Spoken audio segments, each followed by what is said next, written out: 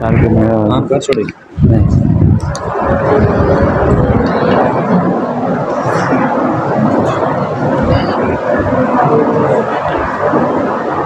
للہ الذی علم الانسان ما لم يعلم والصلاة والسلام علی قاسم العلوم والحکم وعلی آلہ واصحابہ سادات العرب والعجم اما بعد فاعوذ باللہ من الشیطان الرجیم بسم اللہ الرحمن الرحیم اليوم اکملت لکم دینکم واتممت علیکم نعمتی ورضیت لکم الاسلام دینا وقال النبی صلی اللہ علیہ وسلم انا خاتم النبیین لا نبی بعدی صدق اللہ وصدق رسولہ النبی الکریم ونحن علی ذلک لمن الشاہدین والشاکرین والحمد للہ رب العالمین۔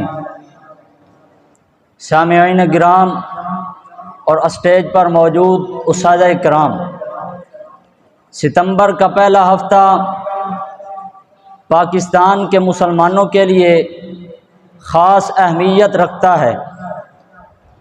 6 ستمبر اس حوالے سے خاص ہے کہ 6 ستمبر 1965 کو بھارت نے پاکستان کی بین الاقوامی سرحدوں کو پامال کرتے ہوئے بزدلانہ حملہ کیا، جس کے جواب میں افواج پاکستان نے پوری قوم کی بھرپور حمایت کے ساتھ وطن کے دفاع کے لیے قربانیاں دے کر دشمن کے عزائم کو ناکام بنایا اور پاکستان کی جغرافیائی سرحدوں کی حفاظت کی۔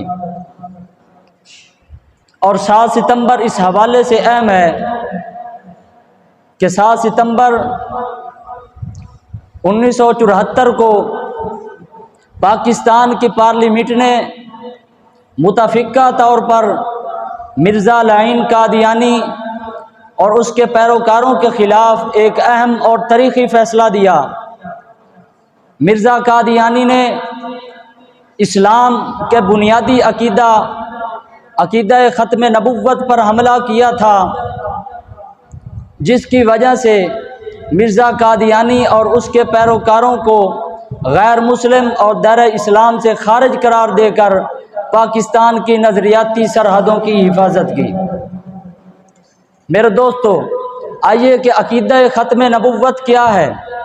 امت مسلمہ کا متفقہ اور مسلمہ عقیدہ ہے کہ رحمت کائنات، فخر المرسلین، خاتم الانبیاء صلی اللہ علیہ وآلہ وسلم اللہ تعالیٰ کے آخری نبی ہیں۔ آپ علیہ السلام کے بعد کسی کو کسی قسم کی نبوت نہیں ملے گی، اور جو شخص حضور علیہ السلام کو آخری نبی نہیں مانتا وہ بہت ساری قرآنی آیات اور بہت ساری احادیث مبارکہ کا منکر ہے، اسی وجہ سے وہ دائرہ اسلام سے خارج ہے۔ اسی کو عقیدہ ختم نبوت کہتے ہیں۔ میرے دوستو، عقیدہ ختم نبوت دین اسلام کی بنیاد ہے۔ دین کی تمام تر عمارت اسی عقیدے پر قائم ہے۔ اگر عقیدہ ختم نبوت کو ہم درمیان سے نکالتے ہیں تو دین اسلام کی اور شریعت کی تمام تر حیثیت زیرو ہو کر رہ جاتی ہے۔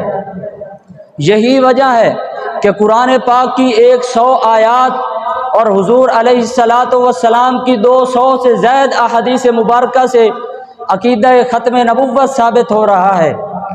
چنانچہ چلتے ہیں قرآن پاک کی طرف۔ سورۃ مائدہ کی آیت جو حجۃ الوداع کے موقع پر نازل ہوئی، اس میں اللہ تعالیٰ فرما رہے ہیں الیوم اکملت لکم دینکم واتممت علیکم نعمتی ورضیت لکم الاسلام دینا، کہ آج کے دن میں نے تمہارے لیے تمہارا دین مکمل کر دیا اور تم پر اپنی نعمت کو بھی مکمل کر دیا اور تمہارے لیے دین اسلام کو پسند فرمایا ہے۔ یہ آیت مبارکہ جب نازل ہوئی اس وقت حضور علیہ السلام کے وصال سے تقریباً 81 دن پہلے نازل ہوئی۔ اس میں اللہ تعالیٰ اتمام نعمت اور دین کا مکمل ہونا بتا رہے ہیں۔ جب یہ آیت نازل ہوئی اس کے بعد پھر کسی چیز کے حلال یا حرام ہونے کا کوئی حکم نازل نہیں ہوا۔ اسی آیت کے تحت علامہ ابن کثیر اپنی تفسیر ابن کثیر کے اندر لکھتے ہیں کہ اللہ تعالیٰ کا اس امت پر بہت بڑا انعام ہے کہ اللہ تعالیٰ نے ان کے لیے اپنے دین کو مکمل کر دیا۔ اب اس کے بعد یہ نہ اور کسی دین کے محتاج ہیں اور نہ ان کے لیے اپنی نبی کے علاوہ کسی اور نبی کی ضرورت ہے۔ اللہ تعالیٰ نے انہیں خاتم الانبیاء نبی عطا کر دیا، کیونکہ جب دین ہی مکمل ہو گیا اور اللہ تعالیٰ نے دین کی نعمت کو بھی مکمل کر دیا، اب اس کے بعد کسی نئے شریعت کی اور اس کے لیے کسی نئے نبی کی ضرورت ہی نہیں ہے۔ عقیدہ ختم نبوت ایک اور زاویے سے بڑی آسانی سے سمجھ میں آ سکتا ہے۔ اللہ تعالیٰ نے قرآن پاک میں انبیاء کا تذکرہ کرتے ہوئے فرمایا، ہم نے فلاں نبی کو فلاں بستی کی طرف پیغمبر بنا کر بھیجا، ہم نے فلاں نبی کو فلاں قوم کی طرف پیغمبر بنا کر بھیجا۔ چنانچہ حضرت نوح علیہ السلام کا تذکرہ کرتے ہوئے فرمایا، وَلَقَدْ أَرْسَلْنَا نُوحًا إِلَىٰ قَوْمِهِ، ہم نے نوح علیہ السلام کو ان کی قوم کی طرف پیغمبر بنا کر بھیجا۔ حضرت ہود علیہ السلام کا تذکرہ کرتے ہوئے فرمایا، وَإِلَىٰ عَادٍ أَخَاهُمْ هُودًا، ہم نے ہود علیہ السلام کو ان کی قوم کی طرف پیغمبر بنا کر بھیجا۔ حضرت صالح علیہ السلام کے تذکرہ کرتے ہوئے فرمایا، وَإِلَىٰ ثَمُودَ أَخَاهُمْ صَالِحًا، ہم نے صالح علیہ السلام کو ان کی قوم کی طرف پیغمبر بنا کر بھیجا۔ حضرت شعیب علیہ السلام کے بارے میں فرمایا، وَإِلَىٰ مَدْيَنَ أَخَاهُمْ شُعَيْبًا، ہم نے شعیب علیہ السلام کو مدین کی طرف پیغمبر بنا کر بھیجا۔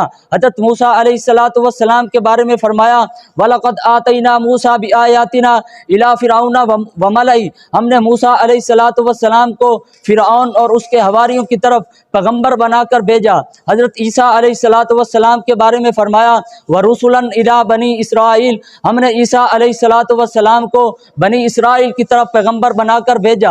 اس سے معلوم ہوتا ہے پہلے نبیوں کو جو نبوت ملی وہ محدود وقت کے لیے تھی، محدود علاقہ کے لیے تھی، محدود قوم کے لیے تھی۔ کسی نبی کے لیے یہ نہیں فرمایا کہ ہم نے اس نبی کو تمام جہانوں کے لیے پیغمبر بنا کر بھیجا ہے۔ لیکن قربان جاؤں میں اپنے آقا پر، جب آقا کریم علیہ السلام کی باری آتی ہے تو اللہ تعالیٰ یہ نہیں فرماتے کہ اے محبوب ہم نے آپ کو صرف مدینہ کے لیے پیغمبر بنا کر بھیجا ہے یا صرف آپ کو مکہ کے لیے پیغمبر بنا کر بھیجا ہے، بلکہ فرماتے ہیں وما ارسلناک الا کافۃ للناس، اے محبوب ہم نے آپ کو تمام جہانوں کے لیے، تمام انسانیت کے لیے پیغمبر بنا کر بھیجا ہے۔ کہیں فرمایا وما ارسلناک الا رحمۃ للعالمین، اے محبوب ہم نے آپ کو تمام جہانوں کے لیے رحمت بنا کر بھیجا ہے۔ اور ایک جگہ اللہ تعالیٰ نے حکم فرمایا، قل یا ایھا الناس انی رسول اللہ الیکم جمیعا، اے محبوب آپ ان کو کہہ دیجئے کہ میں تم سب کی طرف اللہ کا پیغمبر بن کر آیا ہوں۔